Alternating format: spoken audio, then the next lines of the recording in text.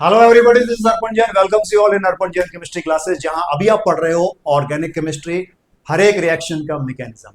दोस्तों, 80वें स्वतंत्रता दिवस की बहुत बहुत शुभकामनाएं। लेकिन कुछ लोगों को पता नहीं क्यों शिकायतें ही रहती हैं। अब और कितनी आजादी चाहिए हमें?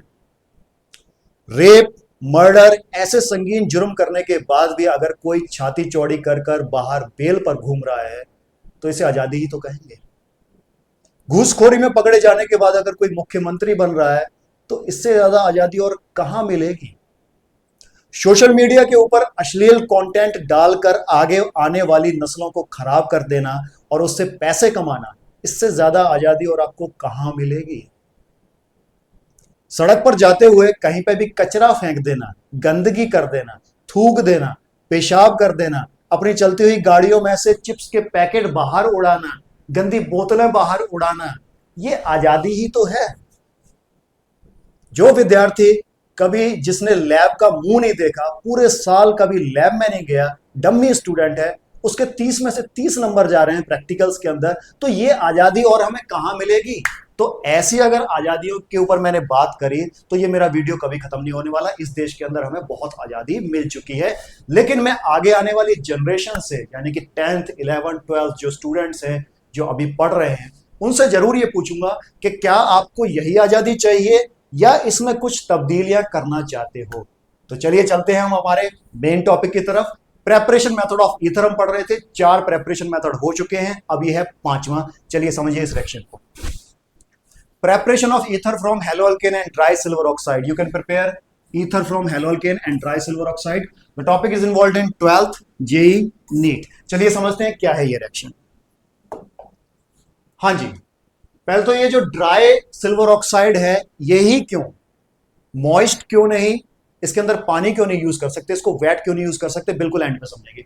तो पहले हम समझते हैं सिल्वर और ऑक्साइड के बीच में बॉन्डिंग को। इसको समझने के लिए आपको इलेक्ट्रोनेगेटिविटी समझनी पड़ेगी। सिल्वर की इलेक्ट्रोनेगेटिविटी 1.93, ऑक्सीजन की 3.5। तो जब बॉन्ड बनेगा तो ज्यादा इलेक्ट्रोनेगेटिविटी की वजह से ऑक्सीजन इलेक्ट्रॉन लेगा और सिल्वर इलेक्ट्रॉन देगा। अब ऑक्सीजन कितने इलेक्ट्रॉन ले सकता है? 2। कैसे पता लगा? जिसकी आउटर मोस्ट इलेक्ट्रॉनिक कंफिग्रेशन देखो, ये है। तो 2p4, 2s तो फिल है, 2p4, 1 2 3 4, 2 इलेक्ट्रॉन लेने की अभी भी कैपेबिलिटी है, यानी कि एक ऑक्सीजन एटम अभी भी 2 इलेक्ट्रॉन ले सकता है, इसलिए ये 2 इलेक्ट्रॉन लेगा। सिल्वर एटम 1 इलेक्ट्रॉन लूज करने के बाद स्टेबल हो जाता है, तो वो अपना 1 इलेक्ट्रॉन डोनेट करेगा। क्योंकि एक एटम 1 ही इलेक्ट्रॉन डोनेट कर सकता है, तो ऑक्सीजन के लिए लगेंगे 2 एटम। अच्छा, अगर बॉन्डिंग की बात करी जाए तो बॉन्डिंग इसमें रहेगी आयनिक, लेकिन यहां पर आप कोवलेंट बॉन्डिंग को पूरी तरह से नेग्लेक्ट नहीं कर सकते, क्योंकि इलेक्ट्रोनेगेटिविटी डिफरेंस जो है हमारा, वो 1.9 से ज्यादा नहीं है। आपको पता है कि 1.9 से ज्यादा जब इलेक्ट्रोनेगेटिविटी डिफरेंस हो जाए तब हम उस कंपाउंड को आयनिक मानना स्टार्ट कर देते हैं, लेकिन वो नहीं है, तो कोवलेंट बॉन्डिंग को भी आप नेग्लेक्ट नहीं कर सकते। तो ये हमारा सिल्वर ऑक्साइड। हाँ जी, हेलोअल्केन, अल्काइल हैलाइड, इनके बारे में तो हम जानते ही हैं, ये पूरा चैप्टर हमने पढ़ा हुआ है। जनरल फार्मूला RX, थोड़ा और रिपीट कर लेते हैं। Where R is representing alkyl group, जैसे कि methyl, ethyl, propyl, butyl, hydrocarbon part. और X is representing what? X is representing halogen, fluorine, chlorine, bromine, iodine. अब R और X के बीच में बनता है सिग्मा बॉन्ड, यानी कि 2 इलेक्ट्रॉन्स हैं यहां पर, और हमें पता है कि X की इलेक्ट्रोनेगेटिविटी कार्बन से ज्यादा है, तो ये इलेक्ट्रॉन थोड़े से X की तरफ रहेंगे। 1 इलेक्ट्रॉन अपना तो लेगा ही, साथ में कार्बन का 1 इलेक्ट्रॉन भी अपनी तरफ खींच लेगा, जिसकी वजह से इसके ऊपर आया पार्शियल -1 चार्ज। अब यहां जो कार्बन है, क्योंकि वो अपना इलेक्ट्रॉन लूज कर रहा है, तो उसके ऊपर आ गया पार्शियल +1, यहां पर भी पार्शियल +1, यहां पर भी पार्शियल -1। यही चीज यहां पर हो रही है। ये अब इन दोनों कंपाउंड्स को जब मिक्स करके आप हीट करोगे, टेम्परेचर रखना है आपको 50 डिग्री से 100 डिग्री सेल्सियस, तो मिलेगा ईथर, और साइड प्रोडक्ट रहेंगे सिल्वर हैलाइड्स 2AgX, 2 मॉलिक्यूल बाहर निकलेंगे। अब अप टू 12th लेवल इस रिएक्शन को हम कैसे समझ सकते हैं? बहुत इजी है, बड़ा इजी है इसको समझना। सीधी सी बात है, ये देखो आप, ये ऑक्सीजन हमारा नेगेटिव पार्टिकल, R हमारे पॉजिटिव पार्टिकल। अब ऑक्सीजन के ऊपर कितना चार्ज है? -2, तो -2 को बैलेंस करने के लिए +2 चाहिए, तो 1 +1 तो यहां से मिल रहा है आपको, 1 +1 यहां से मिल रहा है, तो बस अटैक कराइए, ये लीजिए, ROR बन गया ईथर, कोवलेंट बॉन्डिंग बन जाएगी। मैकेनिज्म समझेंगे बॉन्डिंग कैसे बन रही है। इधर एक्स नेगेटिव, एक एक्स नेगेटिव एक Ag+1 को सेटिस्फाई कर सकता है, तो एक AgX, दूसरा Ag+1, दूसरा एक्स नेगेटिव, तो 2AgX। तो इस तरह से 2AgX आपके मिलेंगे साइड प्रोडक्ट। अब चलते हैं इसकी एक एग्जांपल की तरफ। ये एग्जांपल लिखी हुई है, silver oxide reacting with 1 bromo ethane, 2 particles will react. तो रिएक्शन को कैसे सॉल्व करेंगे, बहुत इजी है। ये हमारा partial positive, sorry partial negative, partial negative, ये पार्शियल पॉजिटिव, ये पार्शियल पॉजिटिव, ये पार्शियल नेगेटिव, ये नेगेटिव, ये पॉजिटिव। तो बस उठा के नेगेटिव को अटैक कराइए पॉजिटिव के ऊपर, ये रहा हमारा पॉजिटिव, ये रहा हमारा पॉजिटिव, और जोड़ दीजिए दोनों ऑक्सीजन के अराउंड 2 अल्काइल ग्रुप्स जुड़ जाएंगे, बनेगा क्या, ether, ethoxy ethane. And silver जो पॉजिटिव पार्टिकल है उसे ब्रोमाइड के ऊपर अटैक करवाइए, 2 AgBr will be eliminated out as a side product. Same यही रिएक्शन यहां पर, पॉजिटिव, ये नेगेटिव, पॉजिटिव नेगेटिव, ये नेगेटिव, ये पॉजिटिव, पॉजिटिव को अटैक कराइए नेगेटिव के ऊपर, और नेगेटिव को अटैक कराइए पॉजिटिव के ऊपर, मिथॉक्सी मीथेन आपको मिलेगा एज अ ईथर। तो चलिए अब चलते हैं इसके मैकेनिज्म की तरफ। मैकेनिज्म बहुत इजी है, समझिए इसको। हाँ जी, क्योंकि RX के 2 मॉलिक्यूल यूज हो रहे हैं तो मैं दोनों को लेके चलूंगा। तो पहला मॉलिक्यूल देखिए, पहले मॉलिक्यूल के साथ क्या हो रहा है देखिए आप, सिल्वर ऑक्साइड। अब हमें पता है कि X की इलेक्ट्रोनेगेटिविटी ज्यादा है, तो इलेक्ट्रॉन X की तरफ रहेंगे, जिसकी वजह से R के ऊपर आया पॉजिटिव चार्ज। बस हमें ये तो पता ही है कि ऑक्सीजन जो नेगेटिव पार्टिकल है सिल्वर ऑक्साइड के अंदर, वो अटैक करेगा। लेकिन अटैक कैसे करेगा, नोट डाउन, अटैक रहेगा SN2। अब SN2 हमें पता ही है क्या है, बैक साइड अटैक। ये ऑक्सीजन पीछे से अटैक करेगा। बस आगे क्या होने वाला है, X यहां से बॉन्ड तोड़ के निकलेगा, क्योंकि पीछे से इलेक्ट्रॉन लेके कौन आ रहा है, ऑक्सीजन। इन इलेक्ट्रॉन्स को रिपल्शन फील हुआ, ये निकलना स्टार्ट हुए और जाएंगे किसके साथ, X के साथ। जब ये बॉन्डिंग टूटेगी तो ये जो इलेक्ट्रॉन कार्बन का था वो X के पास आ जाएगा, जिसकी वजह से X के ऊपर आ जाएंगे 4 पेयर। ये आ गए, पहले से 3 पेयर लेके बैठा था, अब 1 पेयर और आ गया। अब इस 1 पेयर के अंदर कार्बन का भी इलेक्ट्रॉन है, यानी कि X के ऊपर एक्स्ट्रा इलेक्ट्रॉन आ गया, तो आ गया -1 चार्ज। तो X तो आपका इस तरह से निकलेगा। अब जरा यहां समझो, जब ये बॉन्ड टूट रहा होगा तो R का इलेक्ट्रॉन यानी कार्बन का इलेक्ट्रॉन X की तरफ जा रहा है, तो यहां वेकेंट ऑर्बिटल जनरेट होना स्टार्ट हो गया होगा। अब इस वेकेंट ऑर्बिटल को कौन सेटिस्फाई करेगा, पीछे से जो ऑक्सीजन अपने इलेक्ट्रॉन लेके आ रहा है, लॉन पेयर। ये अपना लॉन पेयर ले जाके फिट करेगा इस R के अंदर, यानी कि डेटिव बॉन्ड बनेगा, जो मैंने बना रखा है यहां पर। आप ये देखिए OR बन गया। अब डेटिव बॉन्डिंग की आपको पता ही है कि 2 इलेक्ट्रॉन में से 1 इलेक्ट्रॉन ये R को दे देगा, R की तरफ पूरी तरह ट्रांसफर करेगा, और 1 रखेगा अपने पास, यानी कि 1 पेयर तो यूज हो गया बॉन्डिंग पे, बचे कितने, 3 पेयर। अच्छा, अब चार्ज की बात करिए, पहले था -2, अब आपको पता है कि 1 इलेक्ट्रॉन इसने पूरी तरह से R को दे दिया, तो चार्ज घट गया, बन गया -1। अच्छा यहां देखिए, अब पहले -2 को बैलेंस करने के लिए 2 सिल्वर पार्टिकल लग रहे थे, Ag+1 Ag+1। अब यहां पर क्योंकि -1 रह गया, तो सिर्फ एक Ag+1 रहेगा। ये जो Ag+1 है सिल्वर कैटायन, ये किसे बैलेंस करेगा, ये बैलेंस करेगा X नेगेटिव को, जो यहां से बाहर निकला हुआ, यानी कि silver halide will B side product. ये पहला मॉलिक्यूल है जो बाहर निकल गया, जो हमारा साइड प्रोडक्ट है। हाँ जी, ये जो बनेगा ये रहेगा सिल्वर एल्कोक्साइड इंटरमीडिएट। इसका नाम आपको पता है, सिल्वर एल्कोक्साइड। एक सोडियम एल्कोक्साइड भी हमने पढ़ा था, ये है सिल्वर एल्कोक्साइड। एल्कोक्साइड क्यों बोल रहे हैं, क्योंकि ये है हमारा अल्काइल ग्रुप, ये हमारा ऑक्सीजन विद नेगेटिव चार्ज, तो एल्कोक्साइड, जिसे बैलेंस कौन कर रहा है, सिल्वर। क्या रिएक्शन खत्म हो गई, नहीं। इस सिल्वर ऑक्साइड में अभी भी ऑक्सीजन के ऊपर -1 है, यानी ये इस ऑक्सीजन के पास अभी भी टेंडेंसी है कि पॉजिटिव पार्टिकल के ऊपर अटैक कर सके, तो जाके ये दूसरे RX के ऊपर अटैक करेगा, जो कि है ये। सेम वे पीछे से अटैक करेगा, मैकेनिज्म चलेगा SN2। अच्छा, क्यों अटैक कर रहा है, क्योंकि R के ऊपर है पॉजिटिव चार्ज, क्योंकि इलेक्ट्रोनेगेटिविटी X की ज्यादा थी, इलेक्ट्रॉन्स X की तरफ गए, इसके ऊपर आ गया -1 चार्ज। तो सेम मैकेनिज्म आपको फॉलो करना है, जो बातें मैंने यहां समझाई हैं वही बातें यहां होने वाली है। ये ऑक्सीजन जाके डेटिव बॉन्ड बनाएगा R के साथ, ये मैंने बना दिया डेटिव बॉन्ड।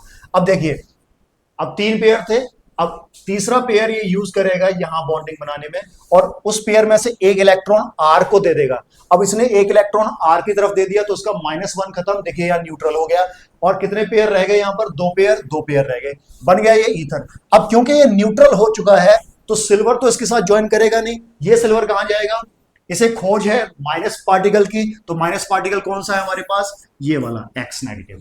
तो ये X नेगेटिव 4 पेयर के साथ यहां निकला -1 जैसे यहां निकला था, and silver halide will be the side product. तो देखो कितने सिल्वर हैलाइड निकले, AgX 2 AgX are eliminated out, और मेन प्रोडक्ट हमारा क्या बन गया, ईथर।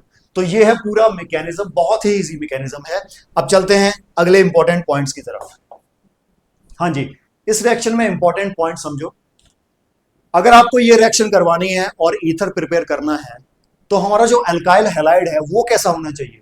आप रखिए या तो मिथाइल हैलाइड, या रखिए 1 डिग्री यानी कि प्राइमरी हैलाइड्स।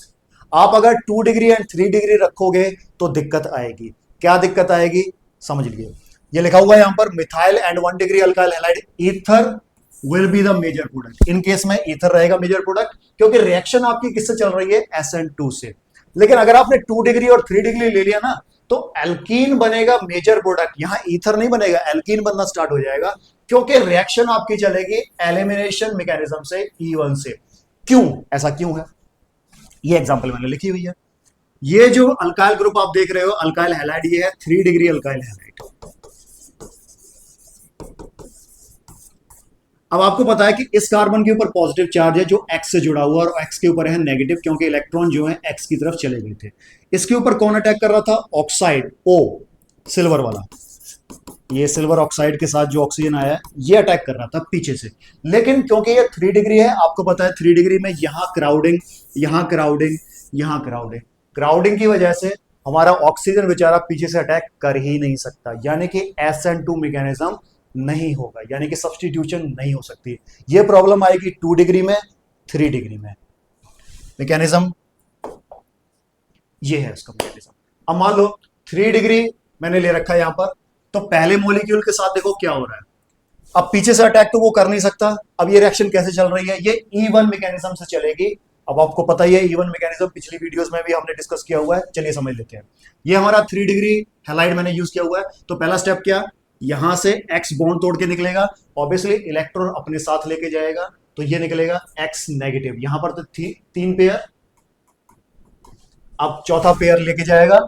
अब चौथे पेयर में एक इलेक्ट्रॉन कार्बन का था, वो भी ये ले गया, तो इसके ऊपर आ गया चार्ज -1। बेचारा ये कार्बन, क्योंकि इसने अपना इलेक्ट्रॉन लूज कर दिया, तो क्या बन जाएगा, ये कार्बोकेटाइन, वेकेंट ऑर्बिटल आ गया। यहां ऑर्बिटल्स होते हैं, आपको पता है, वेकेंट ऑर्बिटल आ गया।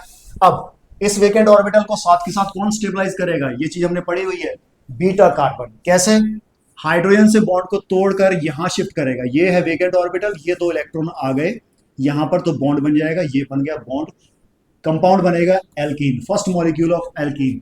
जो पहला मॉलिक्यूल था हैलाइड का, वो कन्वर्ट हो गया फर्स्ट मॉलिक्यूल ऑफ एल्कीन में। अच्छा, कुछ चीजें जो समझनी है वो समझो आप। अब ये जो H था, ये निकला as a H positive vacant orbital. अब इसे कौन सेटिस्फाई करेगा, अब आएगा सिल्वर ऑक्साइड का रोल यहां पर। वो ऑक्साइड पीछे से अटैक कर नहीं सकता था, वो यहां काम करेगा। कैसे, ये वेकेंट ऑर्बिटल ये अपना लॉन पेयर लाके इसके अंदर फिट करेगा, यानी कि डेटिव बॉन्ड बनाएगा, यानी कि एक इलेक्ट्रॉन कंप्लीटली ट्रांसफर करेगा हाइड्रोजन की तरफ, जिसकी वजह से इसका पॉजिटिव चार्ज खत्म और इसका -2 बन जाएगा -1। जब -1 बन गया तो सिर्फ एक ही सिल्वर इसके साथ जुड़ सकता है, पहले 2 जुड़े हुए थे, तो ये दूसरा सिल्वर कहां जाएगा, ये सेटिस्फाई करेगा इस X को, बन गया silver halide as a side product. अब ये जो कंपाउंड बना सिल्वर हाइड्रोक्साइड, तो ये था पहला मॉलिक्यूल जो ये एल्कीन बन रहा है। अब क्या रिएक्शन खत्म हो गई, नहीं, अभी भी रिएक्शन खत्म नहीं हुई, क्योंकि ये रिएक्शन 2 मॉलिक्यूल के साथ चलती है। अब ये दूसरा molecule, same process with second molecule, वही X का निकलना, वही वेकेंट ऑर्बिटल जनरेट होना, वही साथ वाला कार्बन इसको सेटिस्फाई करेगा। अब H पॉजिटिव यहां से निकलेगा। हाँ, अब इस H पॉजिटिव को कौन सेटिस्फाई करेगा वो देख लीजिए आप। ये जो ऑक्सीजन बना है हमारा, ये बना, ये फिर से क्या करेगा, अपना डेटिव बॉन्ड उठा के इसके वेकेंट ऑर्बिटल में डालेगा, जिसकी वजह से एक इलेक्ट्रॉन ये ट्रांसफर करेगा हाइड्रोजन की तरफ, तो इस हाइड्रोजन का +1 खत्म, और इस ऑक्सीजन के ऊपर जो -1 था एक्स्ट्रा इलेक्ट्रॉन, वो उसने हाइड्रोजन को दे दिया, तो इसका -1 भी खत्म, और खुद बन गया न्यूट्रल विद ओनली 2 पेयर्स। और इस साइड प्रोडक्ट को आप जानते ही हो, वाटर मॉलिक्यूल। तो जब ऑक्सीजन न्यूट्रल हो गया, तो ये सिल्वर भी यहां से निकलेगा। ये सिल्वर कहां जाके जुड़ेगा, X नेगेटिव के साथ, जो सेकंड मॉलिक्यूल से जनरेट आउट हुआ है, AgX सेकंड पार्टिकल। और ये जो हमारा सेकंड अल्काइल हैलाइड पार्टिकल था, वो बन गया हमारा एल्कीन सेकंड मॉलिक्यूल।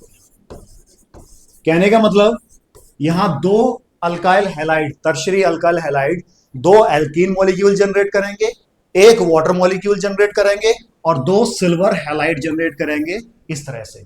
तो ये दिक्कत आने वाली है 2 degree and 3 degree alkyl halide के साथ, यानी कि SN2 नहीं होगा, पीछे से अटैक नहीं होगा, एलिमिनेशन रिएक्शन होने लग जाएंगी, जिसकी वजह से क्या बनेगा, एल्कीन। अच्छा, एलिमिनेशन रिएक्शन में नोट कर लीजिए, ये जो पहला स्टेप होता है removal of x, generation of carbocation, ये हमेशा स्लो स्टेप होता है, यानी कि ये होगा हमारा रेट डिटरमाइनिंग स्टेप। उसके बाद यहां से बॉन्ड टूटता है, ये हमारा सेकंड स्टेप चलता है। तो ये हमारा पूरा mechanism 2 degree and 3 degree alkyl halide के साथ, यानी कि alkene will be the major product not ether. ये प्रॉब्लम है, इस पॉइंट को नोट करिए। हाँ जी, तीसरा इंपॉर्टेंट पॉइंट नोट करिए, अल्काइल हैलाइड के अंदर जो एक्स आप यूज कर रहे हो यानी कि हैलोजन, कौन सा होना चाहिए? आप क्लोरीन यूज कर सकते हो, ब्रोमीन यूज कर सकते हो, आयोडीन यूज कर सकते हो, फ्लोरीन यूज नहीं करना है। क्यों? हमने पढ़ा हुआ है फ्लोरीन का जो साइज होता है, एटॉमिक साइज, वो बहुत छोटा होता है। छोटे साइज की वजह से इसकी जो कार्बन के साथ बॉन्डिंग बन रही है वो काफी छोटी बन रही है। छोटा बॉन्ड बहुत स्ट्रांग होता है, उसे तोड़ना बड़ा मुश्किल है। और आपको पता है कि इन रिएक्शन में हम CX बॉन्ड को तोड़ रहे हैं, क्योंकि पीछे से कौन अटैक कर रहा है? ऑक्सीजन। तो अगर ये बॉन्ड टूटेगा ही नहीं तो रिएक्शन होगी कैसे? इसलिए फ्लोरीन को मना कर दिया जाता है कि आप यहां मत आइए, क्योंकि आप काफी स्ट्रांग बॉन्ड बना लेते हो कार्बन के साथ, फिर आप निकलते नहीं हो, और निकलोगे नहीं तो ईथर बनेगा कैसे? तो ये एक पॉइंट नोट करिए। नेक्स्ट, हाँ जी, ड्राई सिल्वर ऑक्साइड ही क्यों यूज किया जाता है, मॉइस्ट सिल्वर ऑक्साइड क्यों नहीं? पहले तो मॉइस्ट का मतलब समझ लीजिए, विद वाटर, मॉइस्चर। मॉइस्चर में क्या होता है? पानी। अब पानी और सिल्वर ऑक्साइड को जब आप मिला दोगे तो पहले तो उनके साथ एक रिएक्शन होगी, वो रिएक्शन नोट करिए। Water always break in H positive and OH negative. पानी हमेशा इस तरह से टूटता है, क्योंकि ऑक्सीजन की इलेक्ट्रोनेगेटिविटी हाइड्रोजन से ज्यादा है, तो ऑब्वियसली इलेक्ट्रॉन अपनी तरफ खींचेगा, तो H निकलेगा एज H पॉजिटिव। अब ऑक्सीजन ने क्योंकि हाइड्रोजन का इलेक्ट्रॉन भी अपनी तरफ खींच लिया, तो उसके ऊपर आ गया -1 चार्ज। पहले 2 पेयर, अब आ गए 3 पेयर, तीसरे पेयर में एक इलेक्ट्रॉन हाइड्रोजन का एक्स्ट्रा होगा, तो -1 हो गया। अब जब हम सिल्वर ऑक्साइड को इसके साथ लेके आते हैं तो ये H पॉजिटिव जो बेचारा वेकेंट ऑर्बिटल के साथ था, उसके साथ ये ऑक्सीजन रिएक्ट कर जाता है। ऑक्सीजन अपना डेटिव बॉन्ड, ये अपना लॉन पेयर ले जाके हाइड्रोजन के वेकेंट ऑर्बिटल में रखता है, डेटिव बॉन्ड बना देता है। अब क्योंकि इसने अपना एक इलेक्ट्रॉन इस हाइड्रोजन को दे दिया, तो ये -2 से घट के हो जाएगा -1। तो OH negative, OH negative, 2 OH negative बन गए, 2 silver cations already are there, तो यहां बनेगा 2 AgOH, यानी कि पहले सिल्वर ऑक्साइड एंड वाटर इनकी रिएक्शन हो जाती है, सिल्वर हाइड्रोक्साइड जनरेट हो जाता है। अब ये सिल्वर हाइड्रोक्साइड अगर आप अल्काइल हैलाइड के साथ रिएक्ट कराते हो, तो हमने ये अल्काइल हैलाइड में पढ़ा हुआ है, ये सब्स्टिट्यूशन रिएक्शन देगा। कैसे? ये रहा सिल्वर हाइड्रोक्साइड, सिल्वर के ऊपर पॉजिटिव, OH के ऊपर नेगेटिव, आपको बताइए RX के अंदर R के ऊपर पॉजिटिव, X के ऊपर नेगेटिव, तो बस Ag positive will attack on X negative, OH negative will attack on R, तो क्या बनेगा? ROH and AgX। अब ये ROH क्या है? एल्कोहल, ईथर नहीं बनेगा, एल्कोहल बनना स्टार्ट हो जाएगा, जो कि हमें नहीं चाहिए। हमें ईथर चाहिए था, हमें अल्कोहल नहीं चाहिए था। तो एक ये पॉइंट, इसलिए ड्राई सिल्वर ऑक्साइड यूज किया जाता है, क्योंकि अगर पानी यूज करोगे तो ये सब कुछ होना स्टार्ट हो जाएगा। ये एक पॉइंट नोट करिए। अगला, लिमिटेशन। हाँ जी, इसकी लिमिटेशन क्या है? आप अनसिमेट्रिकल ईथर फिर से प्रिपेयर नहीं कर सकते हो, अनसिमेट्रिकल ईथर बना नहीं सकते आप इससे। क्यों? चलो चेक कर लेते हैं। मान लो मुझे ये वाला अनसिमेट्रिकल ईथर बनाना था। अनसिमेट्रिकल में पहले बता चुका हूं क्या होता है, कि ऑक्सीजन के अराउंड अलग अलग अल्काइल ग्रुप्स जुड़े हों, तो एक तरफ 2 आ गए, एक तरफ 1, तो ये हो गया अनसिमेट्रिकल ईथर। तो इसको अगर मैं इस मेथड से बनाना चाहता हूं तो हम क्या यूज करते हैं? मान लो हमने यूज कर लिया, एक कार्बन के लिए आप 1 कार्बन वाला हैलाइड यूज कर लो, और 2 कार्बन के लिए आप 2 कार्बन वाला हैलाइड यूज कर लो, और रिएक्शन करवा दो सिल्वर ऑक्साइड के साथ, तो हो जानी चाहिए, बिल्कुल बन जाना चाहिए। ये पॉजिटिव, ये नेगेटिव, अब इस रिएक्शन को तो हम पढ़ के आए हैं, सॉल्व कर दो, ये वाला ईथर बनेगा। तो कहां दिक्कत आ रही है? दिक्कत आ रही है, दिक्कत ये है साइड में जो रिएक्शन चल रही होंगी वो दिक्कत करेंगी। कौन सी साइड रिएक्शन चल रही है, जरा नोट करिए। अब CX का कोई एक पार्टिकल थोड़ी है वहां पर, CX के तो मिलियन ट्रिलियन पार्टिकल्स हैं, तो आप उनको रोक थोड़ी रोगे। हो सकता है कि 2 CX पार्टिकल एक सिल्वर ऑक्साइड के साथ रिएक्ट करके ये बना दें, बिल्कुल बनाएंगे। हो सकता है 2 ये वाले पार्टिकल, CCX वाले पार्टिकल कंबाइन करके सिल्वर ऑक्साइड के साथ ये वाली ईथर बना दें। तो होने क्या वाला है, ये ईथर तो मिलेगी आपको, कोई दिक्कत नहीं है, पर साथ में you will have a mixture of this ether and this ether. एक ईथर मिलेगी आपको इन दोनों के कॉम्बिनेशन से, एक ईथर मिलेगी आपको इन दोनों के कॉम्बिनेशन से, और एक ईथर मिलेगी आपको इन दोनों के कॉम्बिनेशन से। क्योंकि मॉलिक्यूल्स के ऊपर किसी का जोर नहीं है कि आप ये थोड़ी कह सकते हो कि CX और CCX ही हमेशा रिएक्ट करेंगे सिल्वर ऑक्साइड के साथ ना, साइड रिएक्शंस भी हो सकती हैं जिसकी वजह से ये ईथर्स भी जनरेट हो सकते हैं। यानी कि we will have a mixture of ethers in this process. और इन ईथर्स को सेपरेट करना बड़ा मुश्किल काम है क्योंकि इनके boiling points, melting points almost same होते हैं। तो फ्रैक्शनल डिस्टिलेशन में भी अगर आप इनको सेपरेट करोगे तो आप लोगों का तेल निकल जाएगा। इसीलिए इस मेथड को प्रेफरेंस नहीं दी जाती अनसिमेट्रिकल ईथर बनाने के लिए। तो ये थी हमारी limitation. That's it, all the important points we have discussed, और ये है हमारा एंड ऑफ द वीडियो। दोस्तों पढ़ते रहिए, मेहनत करते रहिए, और अब मिलेंगे हम नेक्स्ट वीडियो में with the chemical properties of ether. Preparation method खत्म, बल्ले बल्ले अब चलेंगे केमिकल प्रॉपर्टीज की तरफ। Thank you very much for watching the video.